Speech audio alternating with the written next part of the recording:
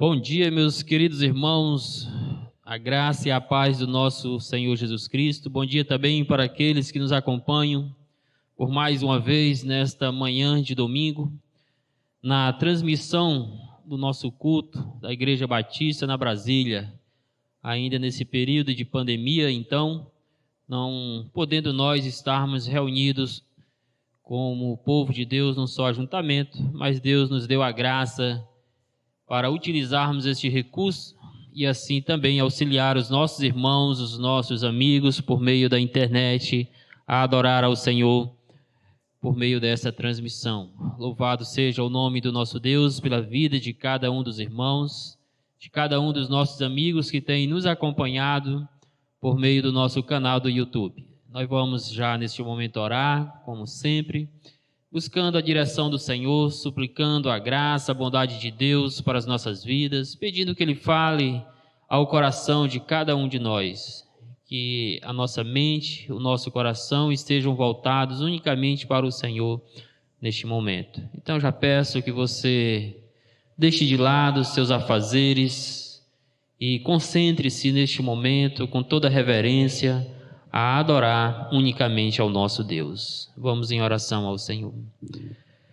Santíssimo Deus e Pai Celestial, Deus, nós estamos mais uma vez como teu povo, para neste momento prestar um culto de adoração ao Senhor, um culto, ó Deus, verdadeiramente espiritual, agradável a Ti, que esteja em conformidade com os preceitos reguladores da Tua palavra para a adoração cristã.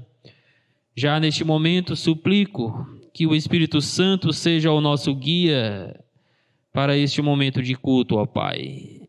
Que os nossos lábios, que o nosso coração, que a nossa vida sejam de fato agradáveis a Ti, ó Deus nosso Redentor em Cristo Jesus. Pai, peço ao Senhor que fale ao coração dos nossos ouvintes, aos irmãos da nossa igreja, Senhor, já com tanto tempo sem a reunião coletiva, mas cremos que o Senhor continua edificando as suas vidas por meio deste momento que o Senhor tem proporcionado a eles, ó Pai.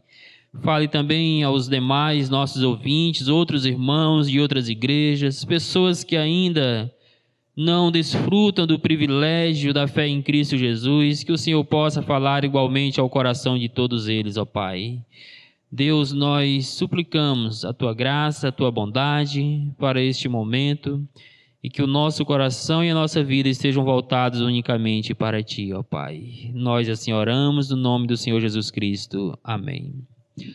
Louvado seja o Senhor. Nós vamos neste momento ler a palavra do nosso Deus na carta do apóstolo Paulo, escrita aos Colossenses, capítulo 3. Leia comigo esse texto. Carta de Paulo aos Colossenses, capítulo 3, a partir do versículo 22 até o versículo 1 do capítulo 4.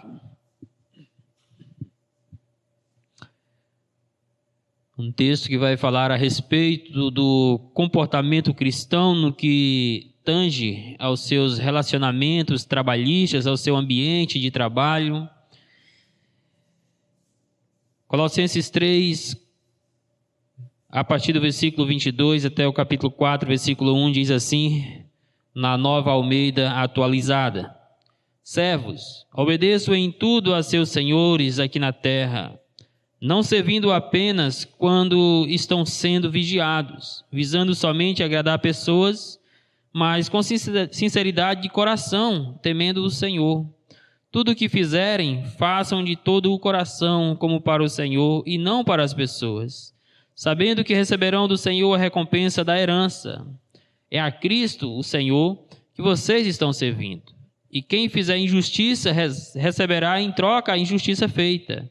E nisto ninguém será tratado com parcialidade. Senhores, tratem os seus servos com justiça e igualdade, sabendo que também vocês têm um Senhor nos céus. Amém. Louvado seja o nosso Deus, que possa, de fato, nos ensinar a aplicar os princípios do Evangelho em todas as áreas das nossas vidas. Mas também, como vamos estudar hoje, na nossa área, no nosso ambiente de trabalho, nos nossos relacionamentos interpessoais, neste grande campo missionário que é o nosso local de trabalho. Nós vamos já também, neste momento, louvar ao Senhor, cantando hinos para a adoração do nosso Senhor Jesus Cristo. Como sempre, vamos cantar 2 hinos, após estes hinos vamos orar e estudar a palavra do nosso Deus. Vamos louvar a Cristo na condução do nosso irmão Wilner. Graça e paz, irmãos. Vamos adorar o Senhor com o cântico 18 do cantor cristão, Amor Sem Igual.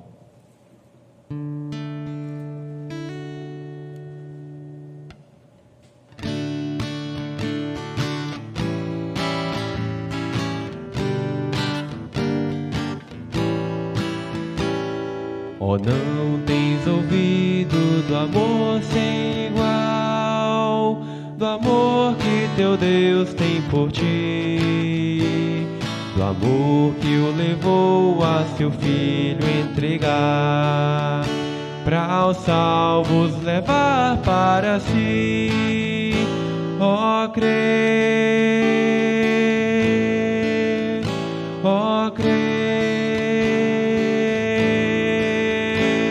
A graça de Deus te chama dos céus, ó, crê nesse amor sem igual.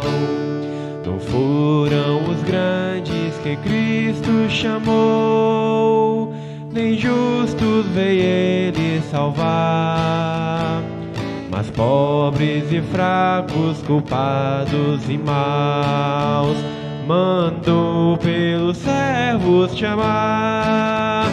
Ó, vê, ó, crê.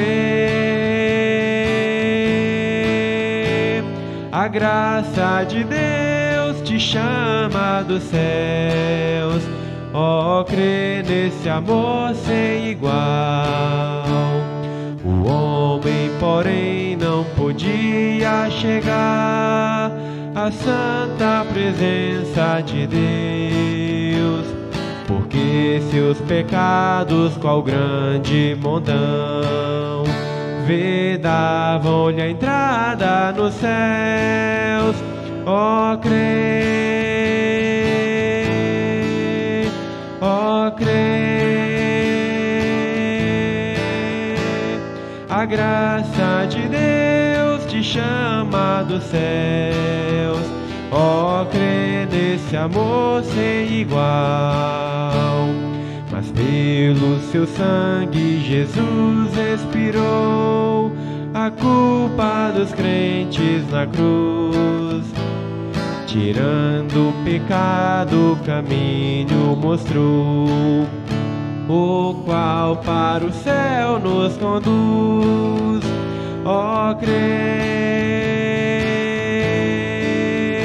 ó, crê.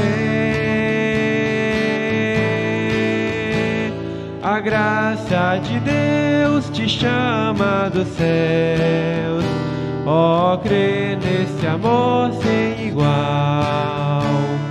E tu, pecador, não desejas então o amor do teu Deus conhecer,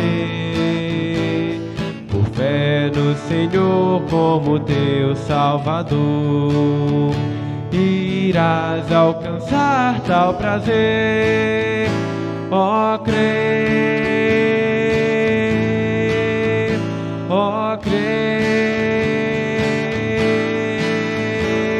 A graça de Deus te chama dos céus, ó, crê nesse amor sem igual. Amém. Vamos continuar adorando o Senhor Jesus com o cântico 335 do cantor cristão, Cristo Amado.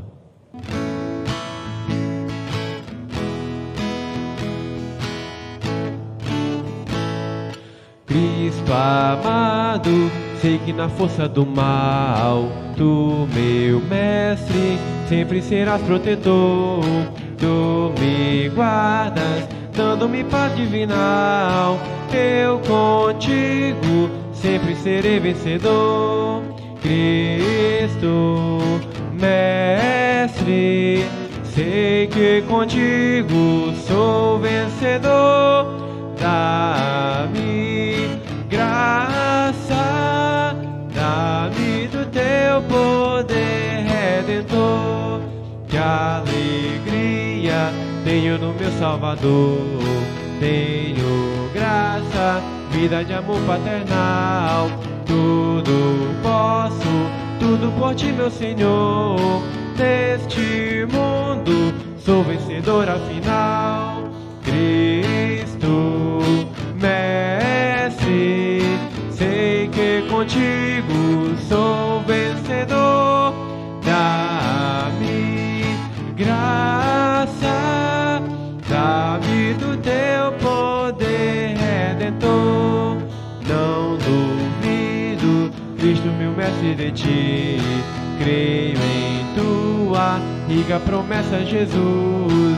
Não me deixes, nem me rejeites aqui. Quero sempre ver tua face de luz. Cristo, Mestre, sei que contigo sou vencedor. Dá-me graça, dá-me do teu poder redentor.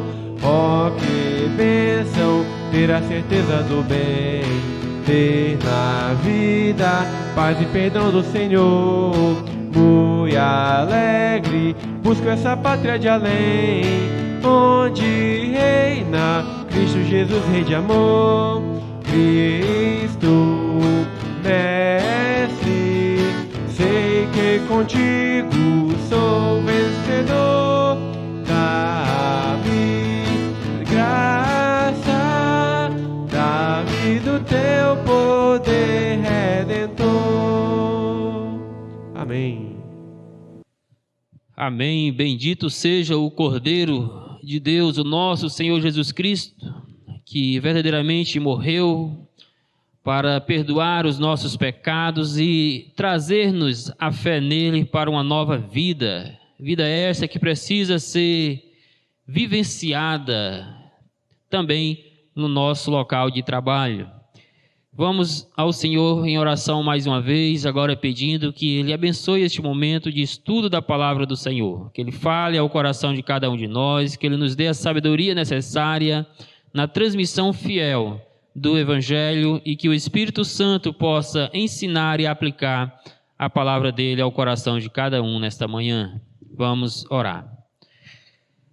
Santíssimo Deus, Pai eterno, nós estamos mais uma vez na Tua presença em oração.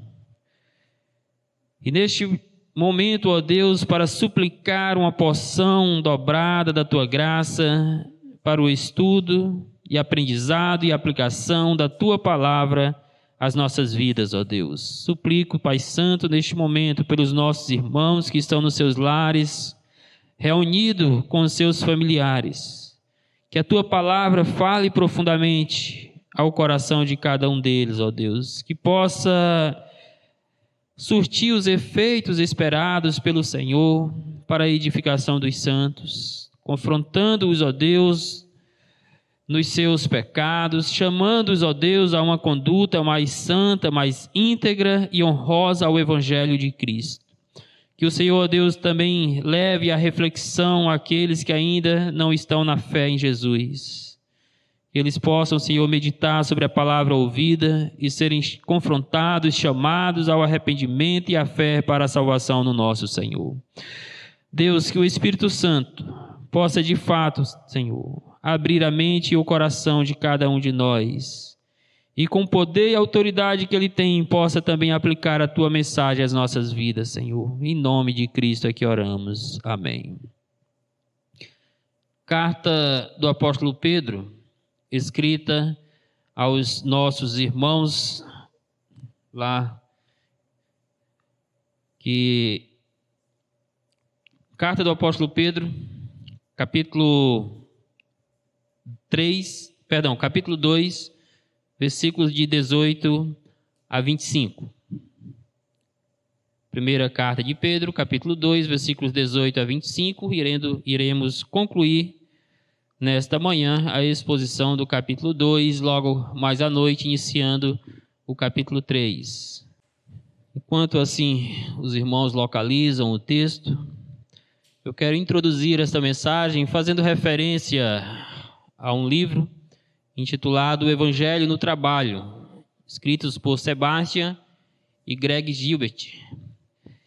E já na introdução, o livro é bem confrontador naquilo que ele tem a trazer aos seus ouvintes. Eu quero trazer aqui alguns ensinos presentes na introdução deste livro. Por exemplo, a interrogação que ele nos leva: por que falar sobre o Evangelho no trabalho? Por que é tão importante avaliar como estamos vivendo o cristianismo em nosso ambiente de trabalho? E aí, meus queridos irmãos, ele mostra essa importância fazendo referência ao longo tempo da nossa vida que é passado no nosso local de trabalho.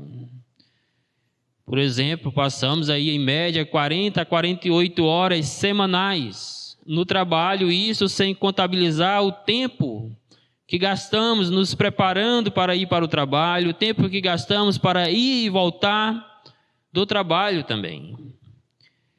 Então, consequentemente, ensina o autor ou os autores, uma das maiores necessidades da igreja é a compreensão adequada de como o trabalho diário se relaciona com a vida cristã, se relaciona com a vida com Deus, de tal maneira que possamos alcançar os propósitos de Deus também em locais como estes. E ele diz então que Deus designou o trabalho para o nosso bem e para a glória dele. Isto invariavelmente deve nos levar a ter uma conduta exemplar no nosso ambiente de trabalho, a viver o Evangelho neste local. Sendo então o trabalho uma marca ou um momento significativo na vida do crente para que ele possa testemunhar da sua fé.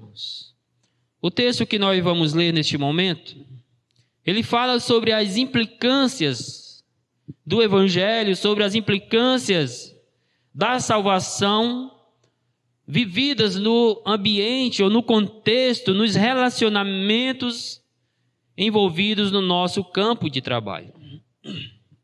E nós precisamos lembrar, antes mesmo de lermos o texto, que Pedro está aqui na segunda seção, na segunda divisão da sua carta, que trata dos aspectos práticos, que trata das aplicações daquilo que ele ensinou no capítulo 1 até o capítulo 2, versículo 10.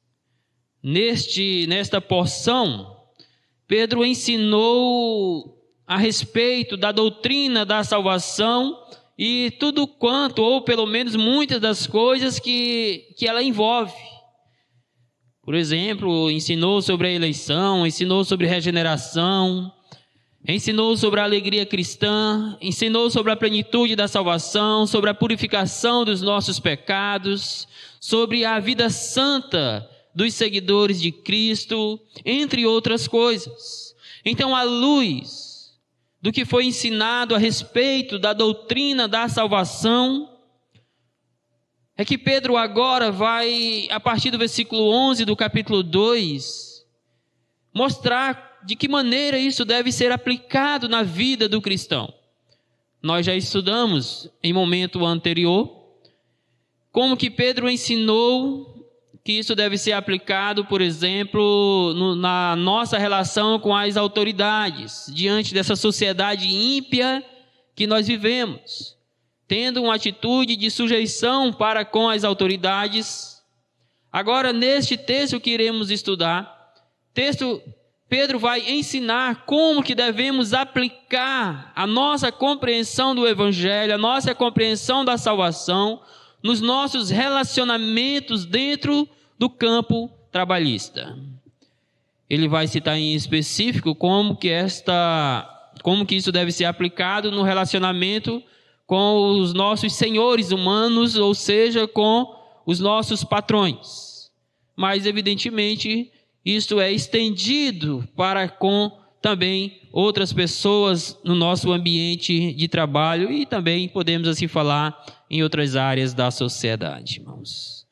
Vamos ler o texto, então, e vermos como que o apóstolo Pedro vai nos ensinar a aplicar a compreensão da nossa salvação dentro deste ambiente trabalhista.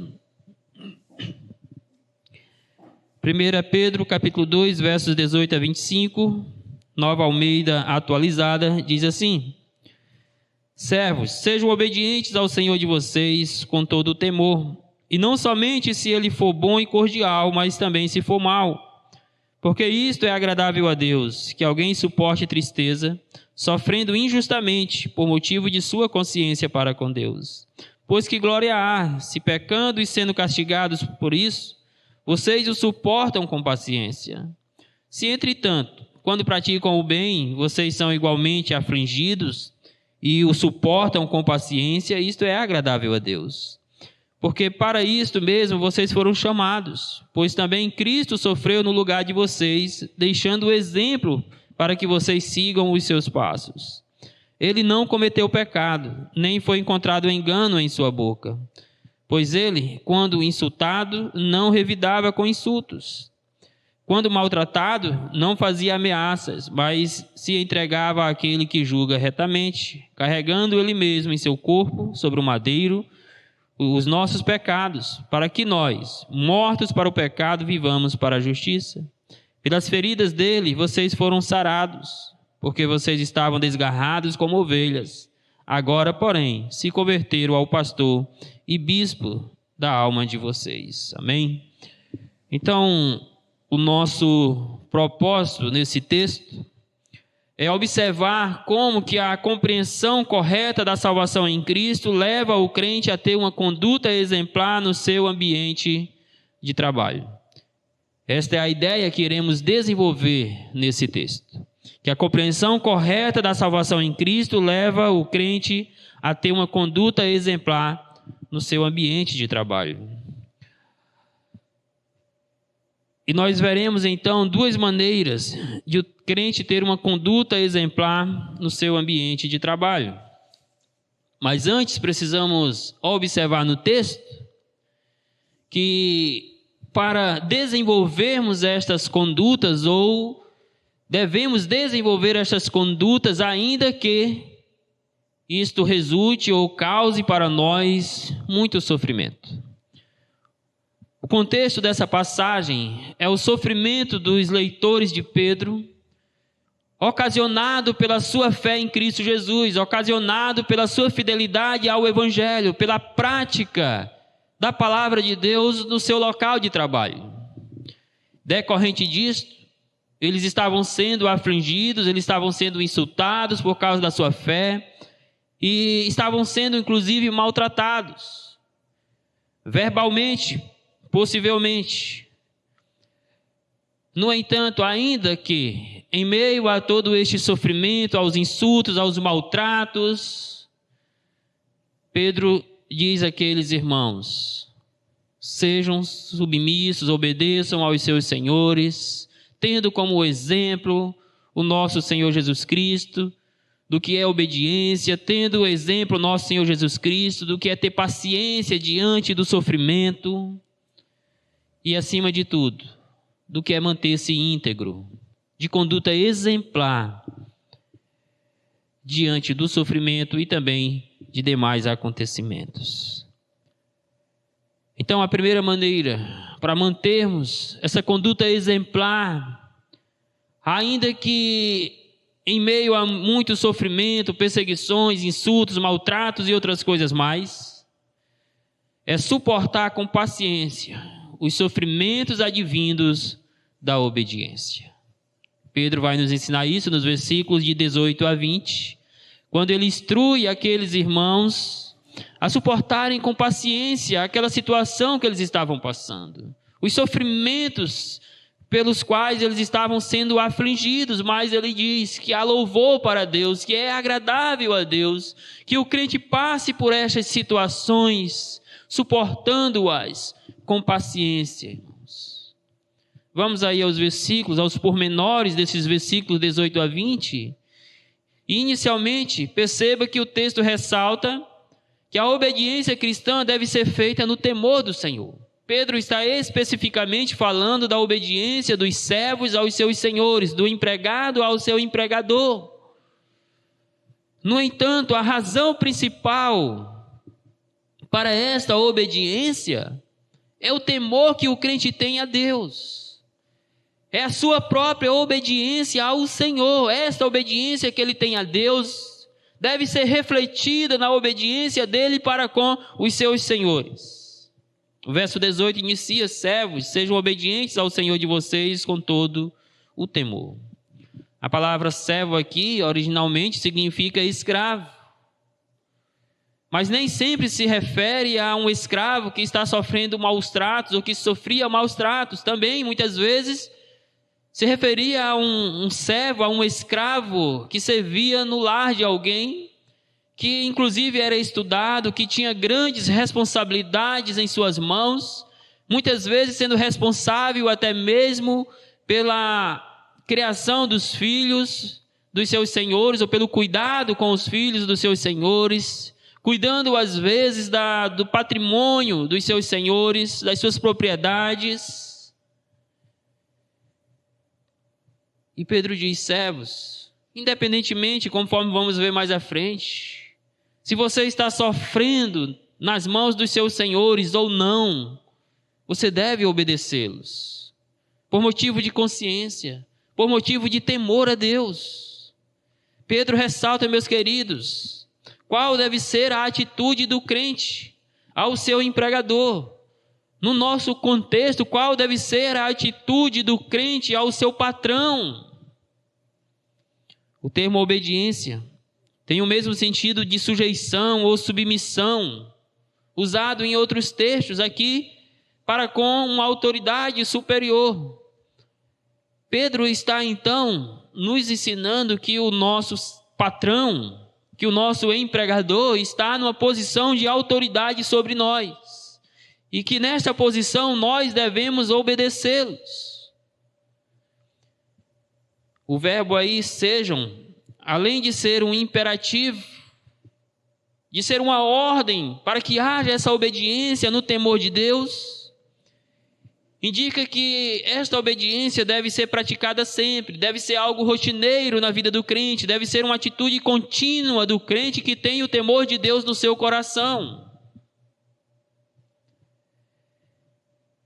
Sendo então, meus queridos, que a expressão com todo temor significa que essa obediência, que precisa ser rotineira, é motivada, é fundamentada pelo temor que o crente tem para com o seu Deus. Ou seja, a obediência do empregado ao seu patrão é uma forma dele honrar a Cristo, é uma forma dele demonstrar zelo por Deus, é uma forma dele demonstrar reverência a Deus. Essa mesma ideia de uma obediência fundamentada no temor de Deus é ampliada pelo apóstolo Paulo em Colossenses, capítulo 3, versículos de 22 a 24 em específico. Quando Paulo diz assim: servos, obedeçam em tudo a seus senhores aqui na terra, não servindo apenas quando estão sendo vigiados, visando somente agradar pessoas, mas com sinceridade de coração, temendo o Senhor. Tudo o que fizerem, façam de todo o coração, como para o Senhor e não para pessoas, sabendo que receberão do Senhor a recompensa da herança. É a Cristo, o Senhor, que vocês estão servindo. Então, quando obedecemos aos nossos senhores humanos, às autoridades que estão acima de nós, nesse contexto humano, é como se estivéssemos obedecendo e servindo ao nosso próprio Senhor Jesus Cristo. Observe então que devemos obedecer em tudo. Porque Paulo diz: obedeçam em tudo aos seus senhores, a abrangência desta obediência. Também devemos obedecer com sinceridade de coração, não apenas com aparência. Devemos obedecer com o temor a Deus, honrando, respeitando, glorificando o nome do Senhor, reverenciando este nome. Devemos ainda obedecer alegremente, como que servindo ao próprio Deus, não apenas como se para agradar a homens, mas acima de tudo para agradar ao Senhor, ao qual nós servimos. Devemos ainda, meus queridos irmãos, obedecer sabendo que receberemos recompensas do Senhor. Muitas das vezes, esta prestatividade do crente para com o seu emprego, para com o seu Senhor, não é recompensada, não é nem mesmo vista. No entanto, faça isto como que fazendo para Deus, porque Deus há de lhe dar a recompensa, sabendo que receberão do Senhor a recompensa da herança. É Deus quem recompensa a obediência do crente acima de tudo, meus irmãos. Por isso devemos obedecer como que obedecendo ao próprio Deus. Também devemos obedecer porque isto é uma forma de servir ao Senhor. É a Cristo, ao Senhor que vocês estão servindo quando vocês obedecem aos senhores humanos de vocês, às autoridades humanas que estão acima de vocês. Mas vale destacar que isso tem que ser feito com todo o temor, fundamentado no temor de Deus.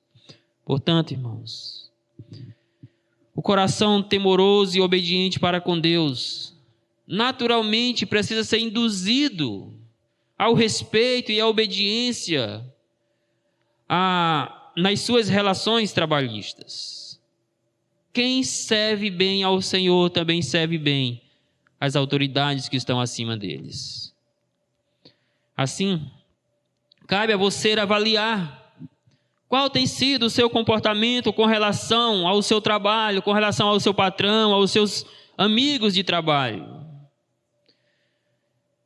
Por exemplo, pergunto, se o seu patrão fosse interrogado sobre a sua postura no trabalho, sobre a sua conduta, que testemunho ele daria ao seu respeito? Ainda pergunto, se alguém pedisse que seus colegas descrevessem a sua vida no trabalho, o seu comportamento, que descrição você acha que eles fariam de você? Devemos obedecer com todo temor. Mas em seguida o texto mostra até onde vai a obediência do crente ao seu patrão. Há limites? Ou ela deve ser uma obediência cega? Vamos ao texto. E não somente se ele for bom e cordial, mas também se for mau. Aqui, meus irmãos, é descrito 2 tipos de senhores. O primeiro senhor é identificado como sendo bom e cordial, como aquele que trata com bondade o seu servo, que reconhece as atitudes, a obediência do seu servo, que trata ele de forma cordial, ou seja, de maneira gentil, que não é duro, que não o trata com crueldade. Pedro está dizendo, obedeçam a estes senhores que tratam vocês com bondade e cordialidade. Mas ele também identifica um outro tipo de senhor, que é identificado no texto simplesmente como sendo mau. O termo mau se refere a alguém duro, severo na sua forma de tratar as pessoas. Fala a respeito de alguém difícil de lidar. Você já deve ter tido algum patrão com estas características. Você deve conhecer pessoas com estas características. Pessoas que lhe tratavam de forma dura, de forma severa, sem amabilidade, sem cordialidade. Pedro está dizendo, obedeçam até mesmo esses senhores. Quer você esteja servindo a um senhor bom, quer você esteja servindo a um senhor mau, ruim, obedeçam a eles da mesma forma, porque a obediência de vocês não é condicionada à postura dos seus senhores, mas ao temor de Deus. Vale lembrar, irmãos, que no contexto em que Pedro escreve, estes irmãos estavam pelo menos na sua maioria, serviam a senhores ímpios, a descrentes. Dentro do contexto, serviam a senhores maus, que maltratavam eles, com palavras, com insultos. E ainda assim Pedro está dizendo: sejam obedientes a eles. O ensino de Pedro é que a obediência do crente ao seu patrão deve acontecer, quer seja o seu senhor bom, quer seja mau. Contudo, pelo que se segue, tudo indica, conforme já falamos, que estes senhores estavam afligindo com crueldade aqueles irmãos. Se você pensar nesse contexto, então você vai entender o quanto a obediência é caracterizadora para os servos de Deus. O quanto uma conduta exemplar é importante para o testemunho da fé cristã. Mas ao mesmo tempo, você vai entender o quanto isto é desafiador. Sim, meus irmãos, é desafiador obedecer a senhores como estes. É desafiador obedecer às autoridades constituídas, conforme já estudamos, quando estas agem com crueldade, com severidade. Mas devemos obedecê-las.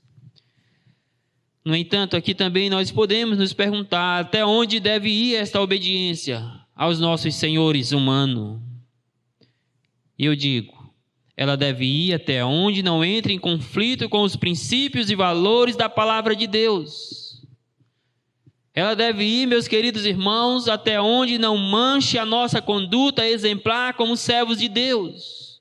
Por exemplo, se o seu patrão exigir de você fazer algo que está em conflito com a sua fé, você tem a autorização divina para desobedecê-lo.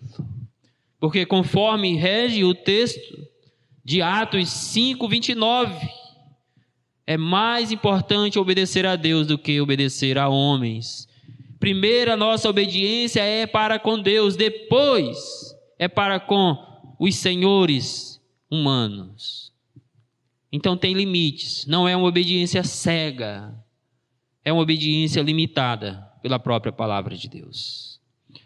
O texto prossegue então destacando que às vezes essa obediência feita no temor de Deus pode resultar em sofrimento para o crente. Verso 19, porque isto é agradável a Deus, que alguém suporte tristezas, sofrendo injustamente por motivo de consciência para com Deus. Este versículo mostra que para manter a sua conduta exemplar por meio da obediência no temor de Deus, aqueles irmãos estavam passando por um intenso sofrimento na alma. Este sofrimento estava lhes causando muita tristeza. Estava afligindo a sua alma, trazendo dores ao seu coração. Este sofrimento também estava acontecendo, diz o texto, de forma injusta, já que era resultado da prática do bem, era resultado da obediência. Imagine, meus irmãos, como estava o coração desses irmãos, se esforçando para obedecer aos seus senhores, dando o melhor de si no seu trabalho, e recebem como resultado não recompensas, recebem como resultado não gratificações, recebem como resultado não o reconhecimento de que eles estavam sendo bons servos, mas recebem como recompensa a perseguição, os insultos, os maus tratos. O sofrimento daqueles irmãos era um sofrimento injusto, porque era resultado da prática do bem. Agora, o interessante é que Pedro diz que Deus se agrada desse tipo de conduta cristã. Ou seja, Deus se agrada que o crente suporte o sofrimento de forma íntegra, com a paciência tranquila, com a consciência tranquila diante de Deus, diante dos homens, ainda que ele sofra injustamente. A expressão aí por motivo de consciência indica que devemos suportar os sofrimentos por causa da nossa consciência com Deus. Ou seja, meus irmãos, a compreensão que nós temos do nosso ser de Deus, o temor que nós temos com Deus, a responsabilidade que nós temos diante de Deus, induz a nossa consciência a ter este comportamento agradável a Deus. diante das autoridades, ainda que soframos injustamente, ainda que estejamos passando por tristeza, por sofrimento injusto, Pedro diz: suportem, mas suportem com paciência, suportem sem revidar, suportem não pagando o mal com o mal, mas pagando o mal com a prática do bem. Meus irmãos, o cristão não pode agir contra a sua própria consciência diante de Deus. A consciência do crente é o que o estimula a suportar as adversidades da vida sem cometer pecado, tais como revidar as ofensas sofridas, tais como murmurar por estar sofrendo injustamente, tais quais como buscar justiça pelas próprias mãos.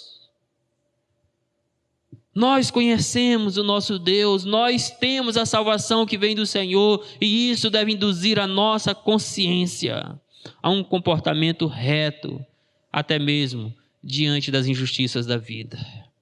Como você tem costumado a reagir diante das injustiças que você sofre? Como você tem costumado a agir quando você não é reconhecido, quando você não é recompensado pela prática do bem que você realiza?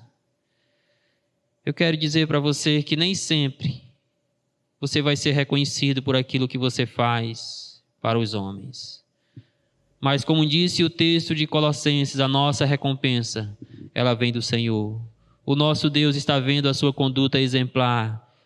Nosso Deus está vendo as injustiças, o sofrimento, as tristezas que você está passando por causa da sua fé em Cristo. E Ele vai te recompensar por esta obediência incondicional nesses momentos. Portanto, a nossa obediência a Deus é agradável. Suportar com paciência esses momentos de tristeza e sofrimentos injustos também é agradável a Deus. Por isso, devemos entregar, conforme vamos ver mais à frente, as nossas causas, os nossos temores, os nossos medos, as nossas angústias, a nossa tristeza e sofrimento ao nosso Deus que julga retamente todas as coisas. E eu pergunto: qual tem sido a sua postura diante dos momentos difíceis que você tem passado? Qual tem sido a sua postura diante das injustiças da vida? Diante das difamações que você tem sofrido? Diante das fofocas que já foram feitas a respeito do seu nome? Diante dos sofrimentos resultantes pela obediência a Deus? Você tem suportado com paciência? Ou você tem pagado o mal com o mal? Você tem revidado, murmurado, cometido pecados para com Deus, ferindo a sua consciência cristã? Meus irmãos, a nossa conduta precisa estimular aqueles que precisa estimular aqueles que observam o nosso comportamento para que eles venham a Cristo. Por isso que é tão importante suportar com paciência essas adversidades. O termo aí que Pedro usa, porque isto é agradável a Deus, a razão pela qual Deus se agrada quando nós suportamos com paciência tudo isto, é porque, meus queridos, através da nossa conduta, do nosso comportamento, aqueles que estão nos observando, e nós já falamos a respeito desse termo, observar, se referindo a um espectador cuidadoso, que está atento a todos os detalhes. Então Pedro está dizendo: ajam desta maneira, porque aqueles que estão observando vocês vão ser estimulados a virem a Cristo, por causa da conduta exemplar de vocês. Ou seja, o nosso testemunho no ambiente de trabalho precisa estimular as pessoas a virem a Jesus Cristo, a quererem conhecer o mesmo Deus que nós conhecemos, a ter a mesma salvação que o Senhor nos deu. E eu pergunto então, a sua conduta cristã tem causado admiração em seus colegas de trabalho a tal ponto de estimulá-los a virem a Cristo Jesus?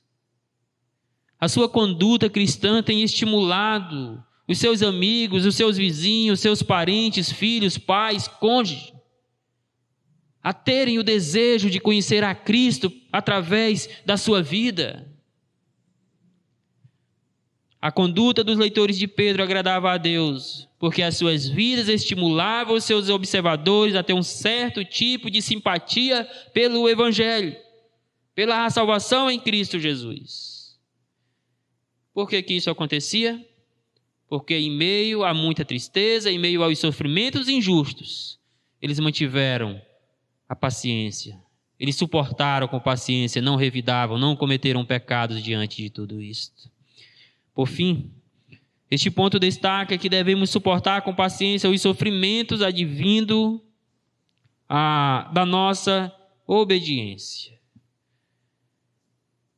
Tendo a consciência de que esta obediência pode resultar em sofrimento, Pedro agora vai ser ainda mais específico ao falar qual deve ser a nossa postura diante disso. Veja aí o verso 20. Pois que glória há, se pecando e sendo castigados por isso, vocês o suportam com paciência. Se, entretanto, quando praticam o bem, vocês são igualmente afligidos e o suportam com paciência, isto é agradável a Deus. Eis a razão porque devemos suportar com paciência, porque isto é agradável a Deus. A frase, pois que, interrogativa aí, né? Pois que glória há se pecando e sendo castigado, por isso vocês suportam com paciência, denota que Deus não se agrada do sofrimento ocasionado pelo pecado. Veja o contraste. Deus se agrada, meus irmãos, quando nós suportamos com santidade, sem cometer pecado, as aflições da vida. Mas Deus se desagrada quando nós passamos qualquer tipo de sofrimento que é resultado do pecado. Quando nós sofremos por fazer o bem, ou seja, quando nós sofremos por manter uma conduta exemplar, uma vida santa, piedosa, no temor de Deus, isto é agradável ao Senhor. É este o tipo de paciência da qual o Senhor se agrada, a paciência que nos faz viver desta maneira. O que Pedro tem em mente aqui com essa interrogação, irmãos, é que em muitos casos há até mesmo cristãos que são castigados, quer seja pelos seus senhores, pelo próprio Deus, porque eles cederam ao pecado. Porque diante das injustiças eles revidaram, dos insultos eles rebateram. Eles não agiram na prática do bem, mas eles cederam ao mesmo mal com o qual eles estavam sendo perseguidos. E Pedro diz: se vocês passam por todo esse sofrimento, ainda que com paciência, suportando, aguentando, mas se vocês pecaram, Deus não se agrada.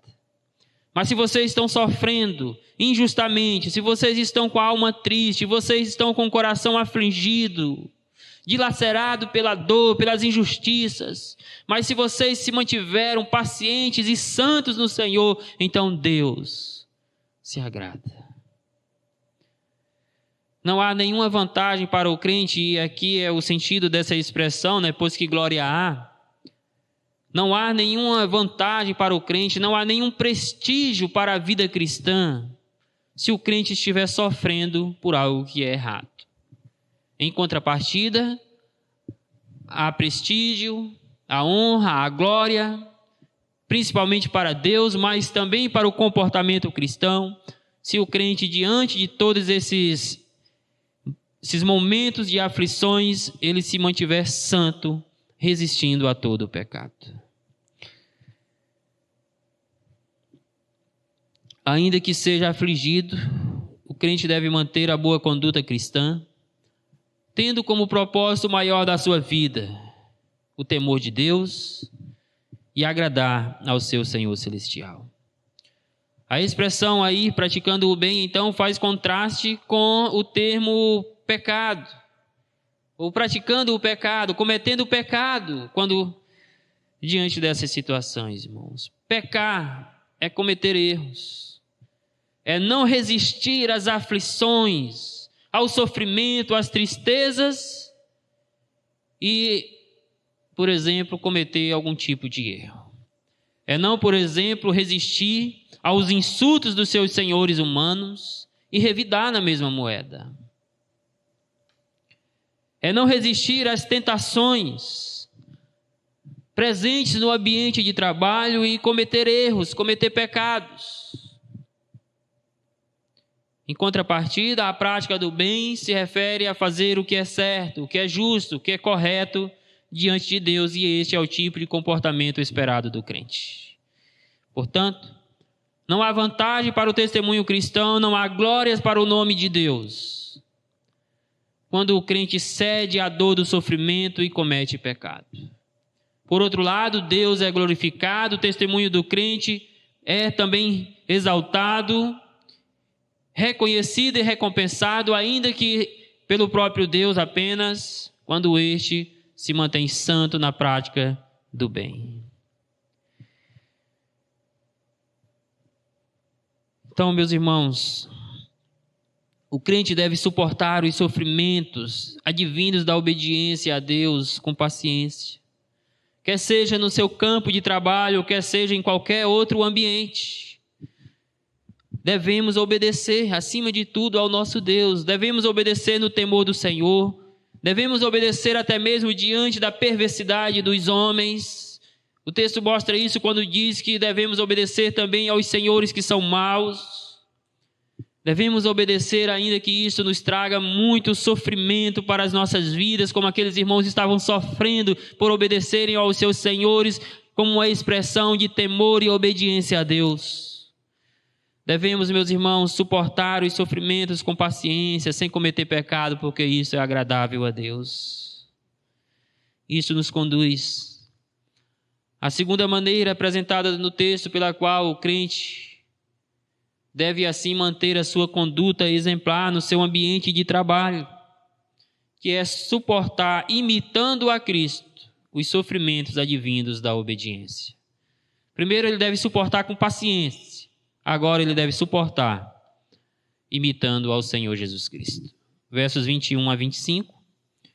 Observe, em primeiro lugar, que o texto mostra que o sofrimento ele faz parte da vida cristã. Ele é inerente à vida com Deus. Por isso, não passa de uma mentira descarada. Aquilo que está na faixa de determinada igreja, venha e pare de sofrer. Como se a fé em Cristo deixasse o crente imune ao sofrimento. Na verdade, o que acontece é o oposto. A partir do momento que ele professa a fé em Cristo, ele vai se expor a maior sofrimento ainda. Porque o sofrimento faz parte, ele é inerente à vida com Deus. Veja aí o verso 21. Porque para isso mesmo vocês foram chamados, pois também Cristo sofreu no lugar de vocês, deixando o exemplo para que vocês sigam os seus passos. Chamado para o quê, meus irmãos? Chamados para suportar o sofrimento. Chamados para sofrer injustamente. Porque de fato, se o crente deve sofrer no que diz respeito a isto, deve ser injustamente. E devemos lembrar então que o pano de fundo do sofrimento daqueles irmãos era a sua fé em Jesus e os efeitos que a fé produziu nas suas vidas. Embora houvesse perseguições por parte da autoridade, o sofrimento maior que eles enfrentavam, até mesmo aquele advindo das autoridades, era ocasionado pela fé em Jesus Cristo. Era pelo abandono das práticas mundanas, era pela dissociação com as pessoas que viviam na prática do pecado. Era por deixar de agir como servos inúteis, como servos que cometendo erros no seu ambiente de trabalho, é por deixar de cometer erros no seu ambiente de trabalho, talvez aí por deixar de roubar o seu patrão, de usurpar os bens do seu patrão, de ter uma conduta desonrosa com seu patrão, que eles estavam sendo perseguidos. Mas Pedro está dizendo, foi para isso que vocês foram chamados. Para sofrerem por Cristo, injustamente, mas também para suportar com paciência e santidade todo este sofrimento. É por isso, irmãos, que Pedro inicia aí, para isso mesmo, vocês foram chamados. Ao nos chamar das trevas para a sua maravilhosa luz, da perdição para a salvação, do pecado para a santidade, da impureza para a pureza, da morte para a vida, Deus também nos chama para suportar os sofrimentos que não merecemos, com paciência e santidade. Esta mesma verdade, no que diz respeito ao sofrimento cristão, é ensinado por Paulo aos Filipenses, quando ele diz assim: porque vocês receberam a graça de sofrer por Cristo e não somente de crer nele. Pedro está dizendo a mesma coisa. E o apóstolo Pedro motiva então os seus irmãos a suportar esse sofrimento, olhando, seguindo os passos do Senhor Jesus Cristo, que sofreu no lugar deles. Por isto, pois também Cristo sofreu no lugar de vocês. Meus irmãos, Pedro está como que dizendo, se Cristo sofreu por nós, e Ele também sofreu injustamente, mas Ele suportou todo aquele sofrimento por nós, devemos também estar prontos a sofrer por Cristo, suportando com paciência todo o sofrimento advindo da nossa fé nele. A ideia é de que Jesus é nosso exemplo do que é padecer injustamente, visto que Ele sofreu no lugar de outros, visto que Ele carregou sobre si os pecados de outros, visto que Ele foi insultado, maltratado, rejeitado e tantas outras coisas.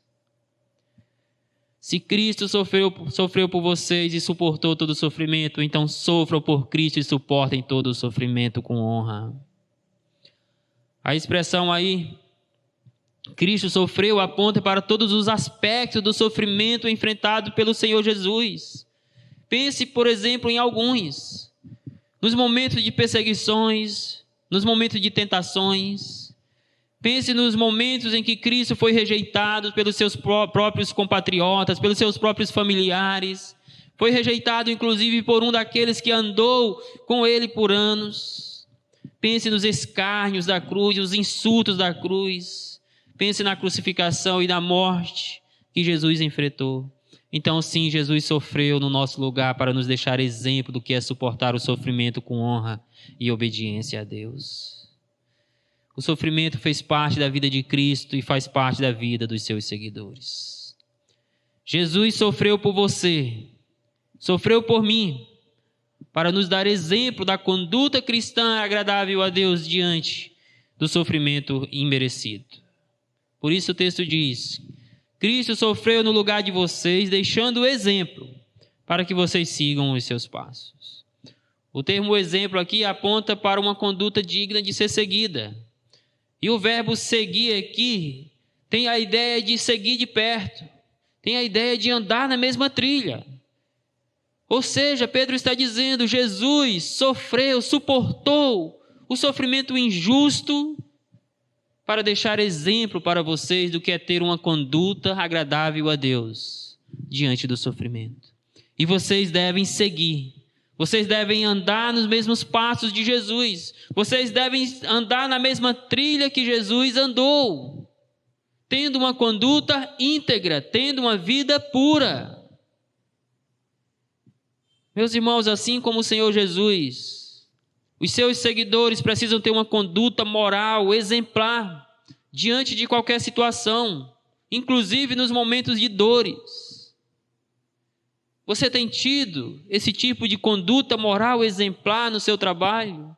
Você tem tido esse tipo de conduta moral exemplar na sua casa, diante dos seus vizinhos, dos seus familiares? As pessoas conseguem enxergar Cristo na sua vida. As pessoas conseguem ver que você está andando nas mesmas trilhas que Jesus andou, nos mesmos passos que Jesus andou. Precisamos imitar ao Senhor Jesus Cristo em tudo nas nossas vidas. Mas em segundo lugar, o texto ensina que assim como Cristo, nós devemos entregar a nossa causa a Deus, porque Ele julga retamente todas as coisas. Veja aí o verso 22 e 23. Ele não cometeu pecado, nem foi encontrado engano em sua boca, pois ele, quando insultado, não revidava com insulto, quando maltratado, não fazia ameaças, mas se entregava àquele que julga retamente. Jesus é o nosso exemplo, não apenas na paciência, mas na santidade, na prática do bem e na reação diante dos insultos, dos maus tratos, das injustiças da vida. Observe que Cristo sofreu sem cometer pecado, e Deus espera isso também de nós. Pedro está aqui citando Isaías 53:9. Ele não cometeu pecado, nem foi encontrado engano na sua boca. O termo engano aí é o mesmo que dolo, é o mesmo que fingimento, hipocrisia. E significa então dizer que não foi encontrado engano na sua boca, significa dizer que Jesus sempre agiu com a verdade. Que mesmo diante das perseguições, mesmo diante dos insultos, mesmo diante dos maus tratos, Jesus agia com a verdade. Sim, meus irmãos, isto é fato, porque Jesus é o próprio padrão da verdade, Jesus é a própria verdade para nós. E como os seus seguidores devemos andar nesses mesmos passos, sermos bons defensores da verdade no nosso ambiente de trabalho, na nossa vida como um todo. Mas também, quando insultado, o Senhor não revidou. O termo insultado aí diz respeito a todo tipo de agressões verbais, de ofensa à honra de alguém. Aqui faz referência, meus irmãos, em especial, aos insultos, aos escárnios da crucificação. Ali Jesus foi agredido, não apenas fisicamente, mas Jesus foi agredido verbalmente. Mas o texto diz que ele não revidou, ou seja, ele não pagou na mesma moeda. Quando o crente é insultado verbalmente, quando ele é ofendido, quando a sua honra é ofendida, sim, ele deve defender a sua honra com a verdade do Evangelho, mas ele não deve pagar na mesma moeda, cometendo o mesmo pecado com relação aos seus ofensores. Também quando maltratado, Jesus não fez ameaças. Jesus não prometeu vingança aos seus ofensores. O termo maltratado se refere a todo tipo de sofrimento que Cristo passou, mas em especial àqueles ao redor da crucificação, irmãos. E nós sabemos o quanto ele sofreu, o quanto ele foi maltratado também fisicamente. Aqueles chicotes penetrando o seu corpo, aquela coroa de espinho furando a sua cabeça, os pregos perfurando as suas mãos e os seus pés. Além das agressões verbais, Jesus sofreu fisicamente. Ainda assim, o texto diz, ele não fez ameaças. Ao contrário, ele suplica o perdão de Deus para aquelas pessoas, para os seus ofensores. Irmãos, é assim que devemos agir quando maltratados. Não ameaçar, não é próprio do crente fazer isso, mas colocar a causa diante de Deus, orar pelos nossos ofensores, suplicar que Deus manifeste perdão e restauração nas suas vidas e chame os nossos ofensores a servir o mesmo Cristo, o qual um dia nós também ofendemos.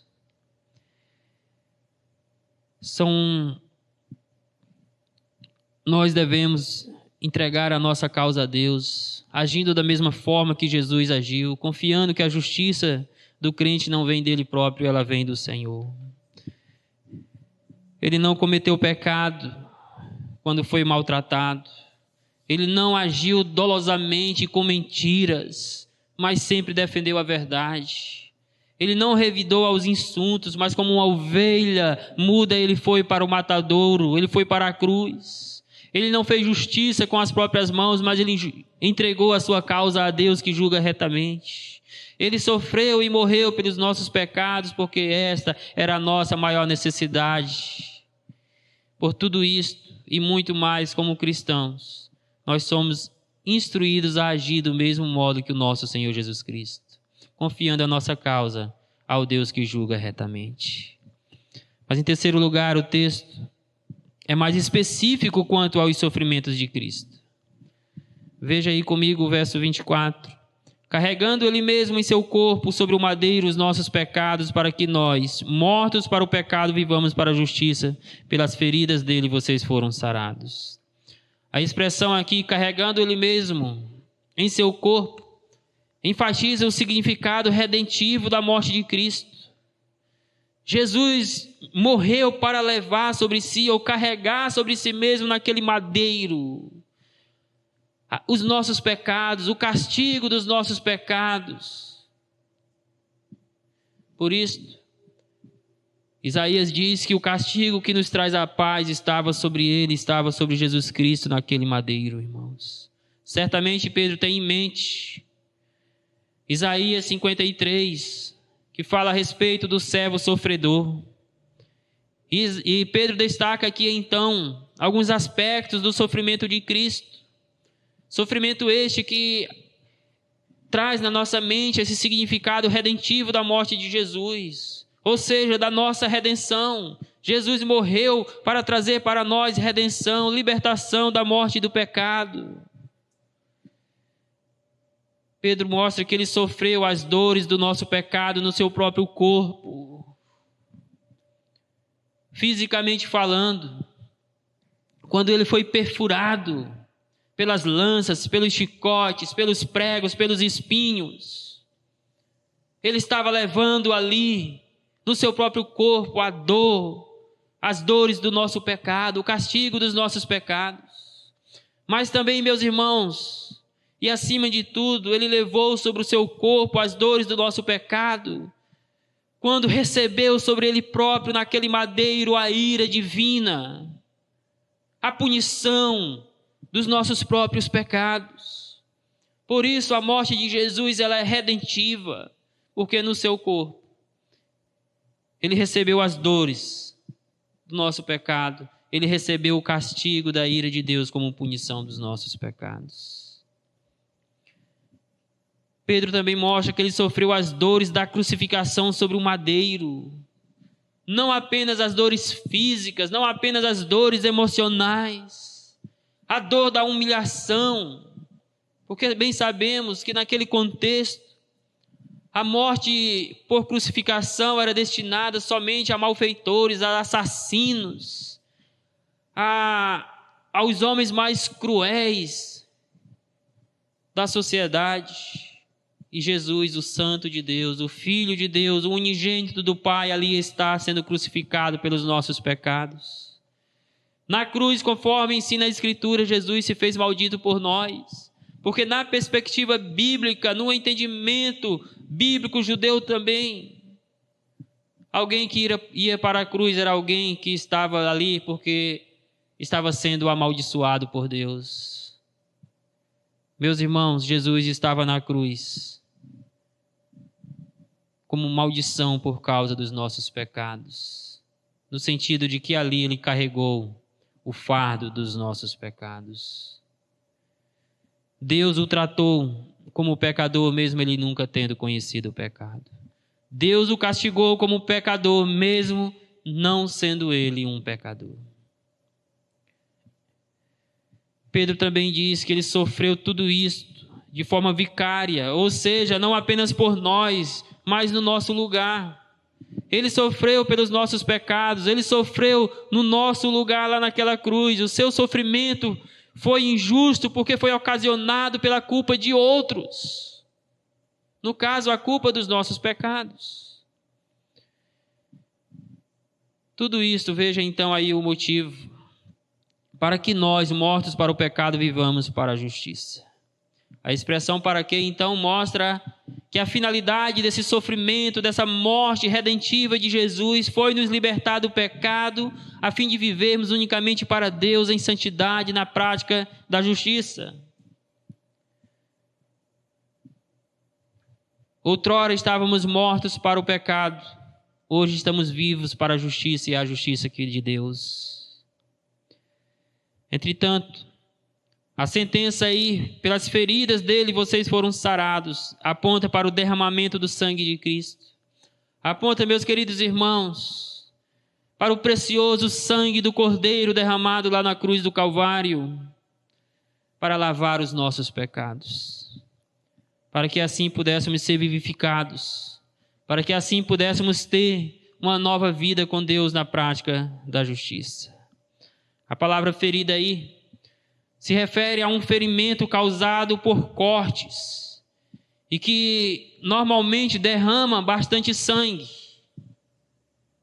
Essa é a ideia que Pedro tem com esta palavra feridas aqui, quando diz que Jesus Cristo foi ferido. Ou seja, Pedro está se referindo aos cortes feitos no corpo do nosso Salvador, feitos pela lança, feitos pelos chicotes, feitos pelos pregos, pelos espinhos daquela coroa. Todos aqueles cortes derramou o sangue do nosso Salvador, mas Pedro mostra que aquele sangue foi derramado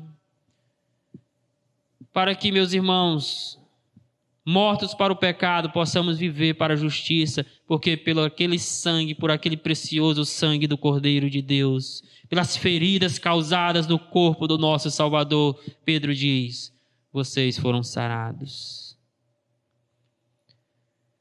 Esse termo sarado aí se refere às chagas do pecado presentes em nossas vidas e nosso coração. Não diz respeito às feridas físicas, diz respeito às feridas da alma, diz respeito ao pecado impregnado no coração humano, enraizado dentro de nós. E Pedro está dizendo, Jesus foi ferido no madeiro, para que com o sangue dele, vocês pudessem ser lavados, vocês pudessem ser sarados, curados de todo o pecado. Com o seu sangue, Jesus cura os pecados daqueles que depositam fé nele. Portanto, Cristo sofreu por nós para nos trazer redenção do pecado, para nos capacitar a viver para a justiça de Deus, lavando com o seu próprio sangue as chagas do pecado do nosso coração. Mas em quarto e último lugar aí, o texto afirma que os crentes são ovelhas de Cristo. Imagine o quanto foi confortador, o quanto foi animador, encorajador para aqueles irmãos que estavam sendo afligidos pela sua obediência, sofrendo injustamente, ouvir o apóstolo Pedro dizer a eles, Jesus é o pastor e bispo da alma de vocês. O início do versículo 25 aponta para a condição do homem sem Cristo, que é de perdido em seus próprios pecados. Pedro diz, porque vocês estavam desgarrados como ovelhas. Aqui é uma citação de Isaías 53:6. Sim, meus queridos irmãos, todo pecador sem Cristo está desgarrado, como uma ovelha que não tem pastor. O termo desgarrado se refere então a uma ovelha que se perdeu e não consegue encontrar o caminho de volta para casa. Isso diz respeito ao pecador. O pecador é uma ovelha desgarrada. O pecador é alguém que está perdido nos seus delitos, nos seus pecados. Está cego nas trevas do pecado e incapacitado de encontrar o caminho que conduz a Deus. É por isso que na parábola da ovelha perdida, em Lucas capítulo 15, o pastor que ali representa o próprio Senhor Jesus Cristo, ele tem que sair em busca da ovelha perdida, daquela que se desgarrou do rebanho, porque ela jamais encontraria o caminho de volta. Meus irmãos, Jesus Cristo é aquele que saiu ao nosso encontro, que foi nos buscar na perdição do pecado, que foi nos buscar nesse mundo perdido e nos trouxe de volta para Deus. Todo homem vem a este mundo desgarrado de Deus como uma ovelha que não tem pastor. Mas Jesus Cristo, por sua misericórdia, sai ao encontro destes pecadores que foram eleitos pelo Pai e os traz de volta ao aprisco celestial.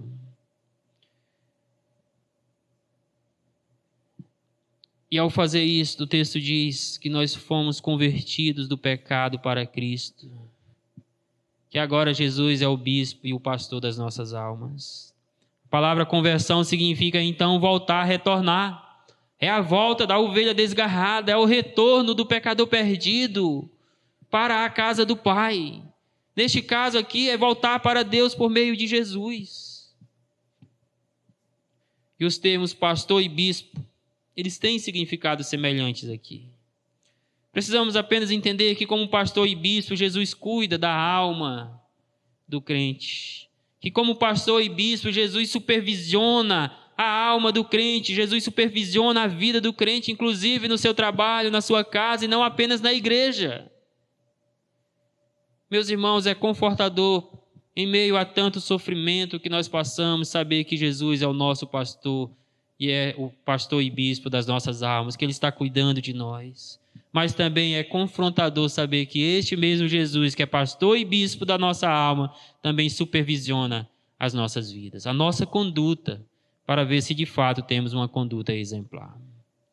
Portanto, o crente deve suportar os sofrimentos advindos da obediência, seguindo o exemplo de Cristo, mantendo uma conduta exemplar, sabendo que o sofrimento faz parte da vida cristã, que Jesus sofreu no seu lugar para lhe deixar exemplo, sabendo que ele deve entregar a sua causa àquele que julga retamente que é Deus, e sabendo ainda, meus irmãos, que hoje você é a ovelha de Jesus que cuida da sua alma e das suas dores.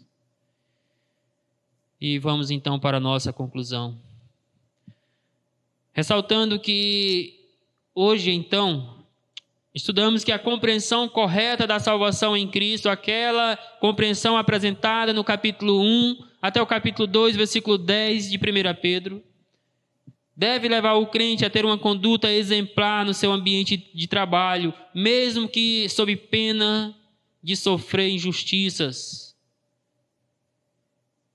E essa conduta exemplar precisa estar presente, então, de duas maneiras: suportando com paciência os sofrimentos advindos da obediência, suportar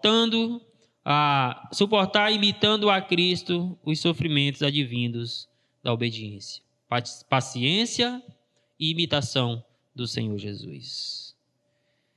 Eu quero, então, passar a 3 rápidas aplicações. Primeira, principalmente se você é um cristão, mas não apenas você. Em vez de ficar murmurando em seu emprego, se lastimando do seu patrão, aprenda a ser grato a Deus por ter concedido um trabalho a você. Então trabalhe para a glória de Deus, e isso vai fazer toda a diferença na sua vida que é cristão. Você já pensou para pensar em quantas pessoas hoje, por causa dessa pandemia, estão desempregados? Quantas pessoas, inclusive, estão passando necessidade daquilo que é básico para o seu dia a dia? Basta acompanhar os jornais e vamos perceber que o desemprego em todo o mundo aumentou por causa dessa pandemia, e você está aí com o seu trabalho, tendo a sua renda, ainda que com muitas limitações diante desse contexto difícil que estamos passando. E você deixa de agradecer a Deus para ficar murmurando. Meu irmão, minha irmã, aprenda a agradecer ao Senhor por ter te dado este trabalho. Porque é por meio deste trabalho que Deus te dá também das providências para o sustento do seu lar, da sua família. Faça isto. Segunda aplicação: faça do seu ambiente de trabalho lugar e oportunidade para testemunhar do poder salvador de Deus por meio de uma conduta exemplar. Nós vimos na mensagem anterior o quanto é importante que o crente possa levar ao conhecimento daqueles que estão nas trevas o poder salvador de Deus. Você pode fazer isso no seu trabalho, tendo um comportamento exemplar, seguindo os passos de Cristo, suportando com paciência todas as adversidades, sem jamais cometer pecados, sendo um exemplo de obediência ao seu patrão para os seus colegas de trabalho, sendo um exemplo de conduta, de comportamento nos seus relacionamentos com os colegas de trabalho, sendo um exemplo do que é agir com retidão, com justiça. Faça do seu local de trabalho um lugar e oportunidade para testemunhar da sua fé em Cristo Jesus, do poder de Deus que te salvou e pode salvar também os seus colegas de trabalho. Faça com que os seus colegas sejam estimulados a virem a Jesus Cristo por causa do seu bom comportamento. Terceira e última aplicação é a seguinte: tenha no trabalho, bem como em qualquer outro lugar, um comportamento compatível com a fé que você professa ter em Jesus. E a pergunta para finalizar é: o seu comportamento é compatível com a sua fé? Que o nosso Deus abençoe a vida de todos nós. Vamos orar. Senhor, nós te damos graças por este momento de adoração ao Senhor, pela tua palavra que é viva, que é eficaz, pelo ensino dela para as nossas vidas, ó Deus. Senhor, que possamos de fato termos uma conduta exemplar em todos os ambientes, em todos os locais, em todas as áreas da vida, para que, ó Deus querido, por meio do nosso testemunho, o teu nome seja glorificado e outras pessoas sejam estimuladas a conhecer o mesmo Cristo que nós conhecemos. Abençoe os nossos irmãos, abençoe, ó Deus, os nossos ouvintes, abençoe aqueles, ó Pai, que neste momento estão desempregados. Deus, que o Senhor possa prover um trabalho digno para estes, para que assim eles possam obter o sustento básico para a sua família.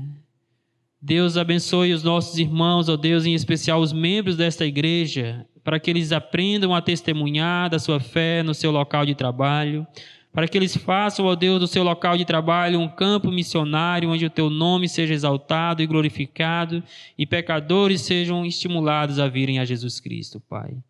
Que a vida dos nossos irmãos, de fato, sejam compatíveis com a sua fé em Jesus. Em nome do nosso Salvador. Amém. E aí, espero que você tenha gostado desse vídeo que você acabou de assistir. Não se esqueça de dar seu joinha, seu like, compartilhar esse vídeo e se inscrever no nosso canal e ativar o sininho.